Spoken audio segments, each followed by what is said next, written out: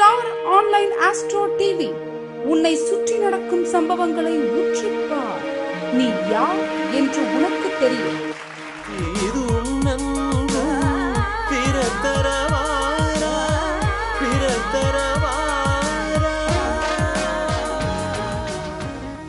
திருநீலகண்டம் அனைவருக்கும் வணக்கம். நான் உங்கள் அஸ்ட்ரோநந்தகுமார், அஸ்வினி ஜோதிடம், சென்னை மற்றும் கோவை. நம்ம ஸ்டார் ஆன்லைன் அஸ்ட்ரோ டிவி நேயர்கள் அனைவருக்கும் வணக்கம், வாழ்த்துக்கள். இந்த சேனலில் நம்ம ரெகுலராக நிறைய ஜோதிட தகவல்களை சூட்சுமங்களை சொல்லி கொடுத்துட்ருக்கோம். ஸோ தொடர்ந்து நம்ம சேனலில் இணைஞ்சிருங்க. இதான் ஃபஸ்ட் டைம் நீங்கள் பார்க்குறீங்கன்னா சப்ஸ்கிரைப் பண்ணிக்கோங்க, உங்கள் நண்பர்கள்ட்டையும் ஷேர் பண்ணுங்கள். ரொம்ப ரொம்ப நுணுக்கமான, எல்லாருக்கும் தெரியாத ரொம்ப நுட்பமான விஷயங்களை மட்டும்தான் இந்த சேனலில் நம்ம சொல்லிக்கிட்டு இருக்கோம். அந்த வகையில் இந்த சீரீஸில் ஒவ்வொரு கிரகங்களுக்கும் அதோட நன்மைகளை அதிகப்படுத்திக்கிறதுக்கும் அந்த கிரகங்களுடைய தீமைகளை குறைக்கிறதுக்கும் நம்ம இந்த சீரீஸ் பார்த்துட்டு வந்துட்டு இருக்கோம். இதுவரையிலும் 4 கிரகங்கள் பார்த்துருப்பீங்க.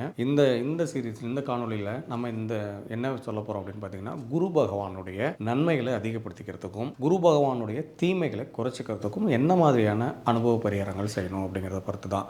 ஸோ உங்கள் எல்லாருக்குமே தெரியும், பல வீடியோஸ்லாம் பார்த்துருப்பீங்க. கீழேயும் இந்த செக்ஷனில் வீடியோஸ் இருக்கும்.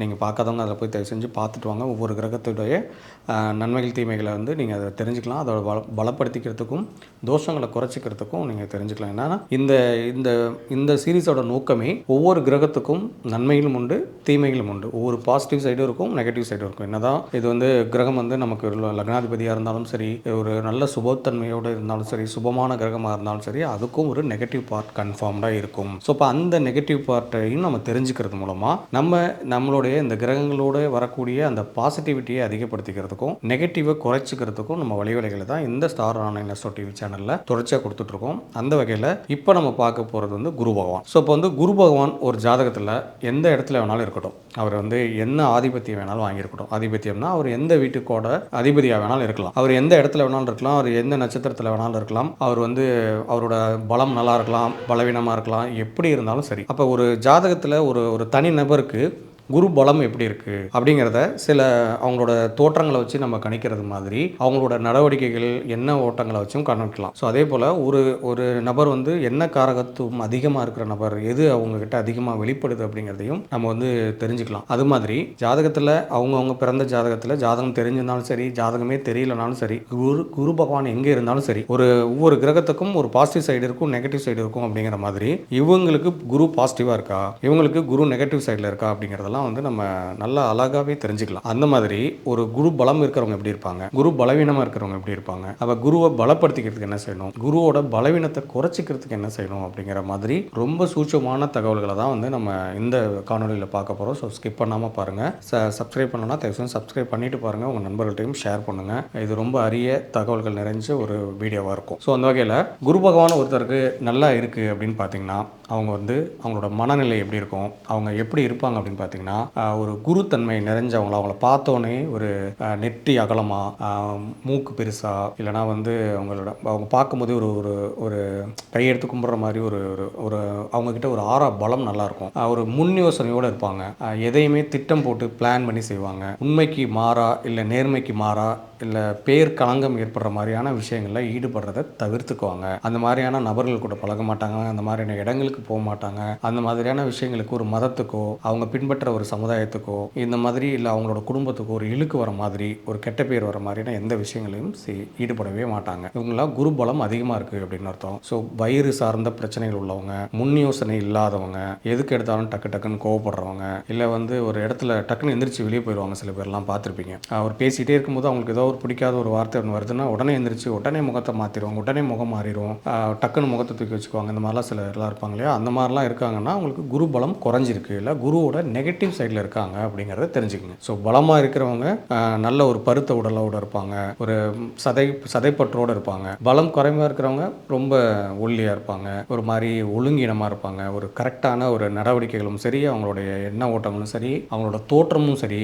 ஒரு கரெக்டாக இருக்காது. ஒரு கரெக்டான பாடி ஷேப்பும் இருக்காது, கரெக்டாக ஒரு குரூமிங் இருக்காது, கரெக்டாக தலைவாரி இருக்க மாட்டாங்க. ஒரு மாதிரி பார்க்கும்போதே அவங்க குரு பலத்தில் வீக்காக இருக்காங்க அப்படிங்கிறத நீங்கள் ஈஸியாக தெரிஞ்சுக்கலாம். ஸோ அப்போ குரு பலம் நல்லா இருக்கிறவங்க வந்து அவங்களோட பார்த்தா கையெடுத்து கும்பிட்ற மாதிரி இருக்கிற மாதிரி இருந்தாலும் குரு பலமாக இருக்கிறவங்கள பலம் இல்லாதவங்கள பார்த்தாவே நமக்கு ஒரு அருவருப்பு வரும். அவங்க என்னதான் குருவோட ஆதிக்கம் நிறைந்த ஜாதகத்தில் இருந்தாலும் கூட அவங்களோட பார்வை, அவங்களோட தோற்றம், அவங்களோட ஆராவோட அந்த இது வந்து நமக்கு வந்து ஒரு மேட்சிங்காக இருக்காது. ஸோ அப்படின்னா அவங்க வந்து குரு வந்து வீக்காக இருக்காங்க அப்படிங்கிறத தெரிஞ்சுக்கலாம். ஸோ இப்படி குரு பலமாக இருந்தாலும் சரி, குரு பலவீனமாக இருந்தாலும் சரி, அவங்களுக்கு ஆதிபத்திய ரீதியாக அவர் நல்லவராக இருந்தாலும் சரி, அவர் கெட்டவராக இருந்தாலும் சரி, குரு திசையில் ரொம்ப கஷ்டப்படுறவங்கலாம் நிறைய பேர் பார்த்துருப்போம். சுக்கிர திசை அவங்களுக்கு என்னப்பா சுக்கிர திசைலாம் சொல்லுவாங்க. ஆனால் சுக்கிர திசையிலையும் நிறைய பிரச்சனை ஆகி ரொம்ப கஷ்ட ஜீவனமாக இருக்கிறவங்களையும் நம்ம அன்றாட வாழ்க்கையில் பார்க்குறோம் இல்லையா? அதுபோல் ஒவ்வொரு கிரகமும் அதோட நன்மைகளையும் தீமைகளையும் சரிசமமாக தான் கொடுத்துட்ருக்கோம். அதை ரிசீவ் பண்ணுற கெப்பாசிட்டி இருக்கிற மாதிரி நம்மக்கிட்ட அந்த ரிசீவிங்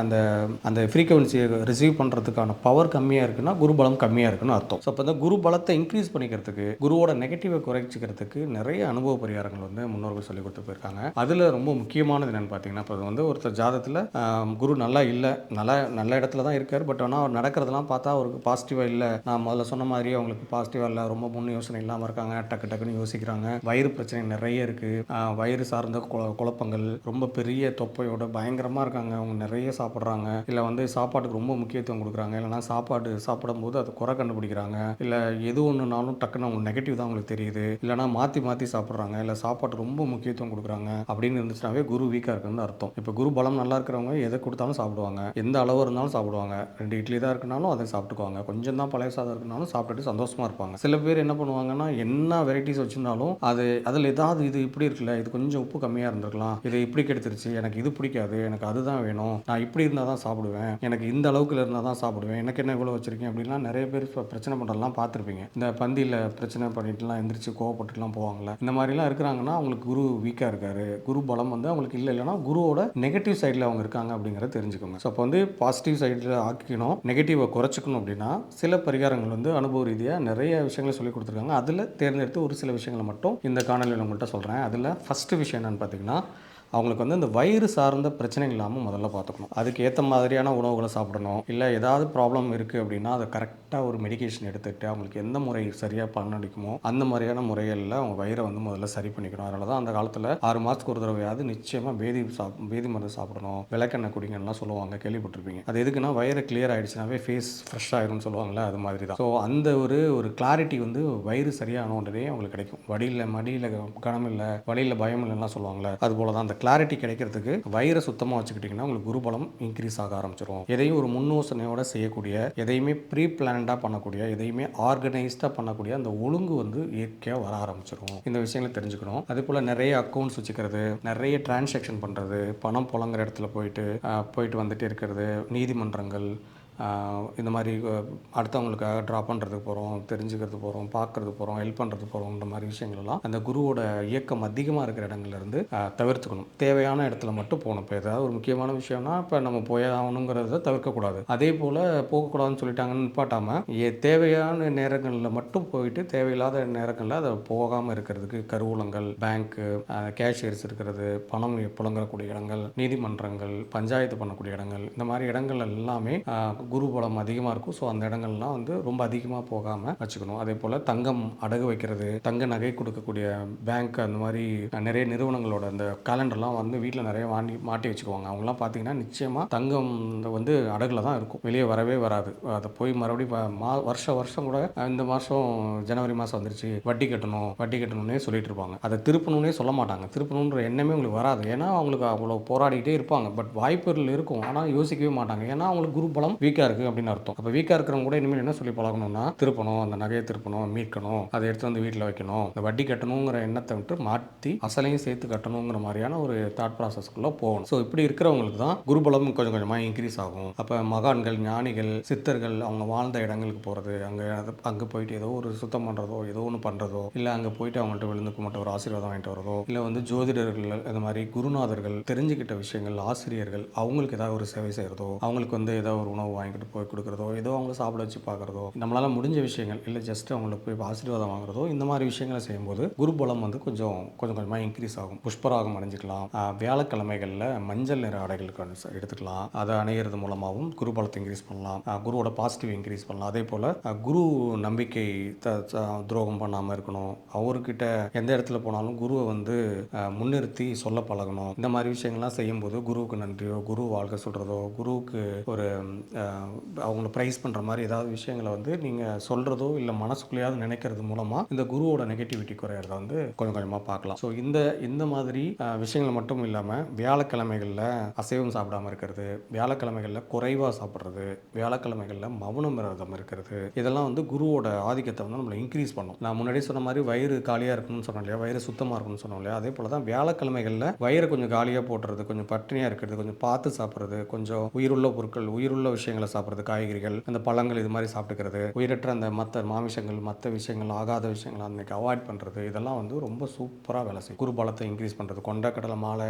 போட்டு தான் தட்சிணாமூர்த்தி வழிபாடு பண்ணுறது மூலமாக தான் குருவை ஈர்க்க முடியும்னு இல்லை. இந்த மாதிரி சில வாழ்வியல் விஷயங்களை செய்யும்போதும் கூட அனுபவ ரீதியாக இது எல்லாருக்குமே பலனளிக்கும். ஸோ இந்த மாதிரி சூட்சமான தகவல்கள் ஏகப்பட்ட விஷயங்கள் இருக்குது. நிறைய விஷயங்கள் எண்ணிலடங்காக இருக்குது. இது எல்லாமே தொகுத்து நிறைய விஷயங்கள் வந்து உங்களுக்கு நான் சொல்லிக் கொடுத்துட்டே இருக்க போகிறோம். ஸோ மறக்காமல் இந்த சேனலை சப்ஸ்கிரைப் பண்ணிக்கோங்க. எங்கள் குழு நிர்வாகிகள் அனைவரோட வீடியோஸும் நீங்கள் ரெகுலராக வாட்ச் பண்ணிங்கன்னா நிறைய விஷயங்கள் நீங்கள் தெரிஞ்சுக்கலாம். எங்களோட ஜோதிட பிரபஞ்ச குழுவோட மாதாந்திர கருத்தரங்கள் ஒவ்வொரு மாதமும் சனிக்கிழமை 4வது சனிக்கிழமை திருச்செங்கோலில் நடக்கும். அங்கே கூட நீங்கள் நேராக வந்தீங்கனாலும் இந்த மாதிரி குரு வரல் நேரடியாகவே உங்களுக்கு படும். எல்லாரும் பேசுகிறத நேரடியாகவே நீங்கள் பார்க்கலாம். அவங்களுடைய தீட்சணை வந்து நமக்கு கிடைக்கும். ஸோ இந்த மாதிரி விஷயங்கள்லாம் நீங்கள் ஃபாலோ பண்ணுறது மூலமாகவும் குரு பலத்தை இன்க்ரீஸ் பண்ணிக்கலாம். ஸோ இது மாதிரி நிறைய விஷயங்கள் தெரிஞ்சுக்கிறது தொடர்ச்சியாக நம்ம சேனல்ஸை பாருங்கள், ஸ்கிப் பண்ணாமல் பாருங்கள், சப்ஸ்கிரைப் பண்ணிக்கோங்க, உங்கள் நண்பர்கிட்டையும் ஷேர் பண்ணுங்கள். மீண்டும் அடுத்த வீடியோவில் சந்திக்கிறேன். நன்றி, வணக்கம். திருநீலகண்டம்.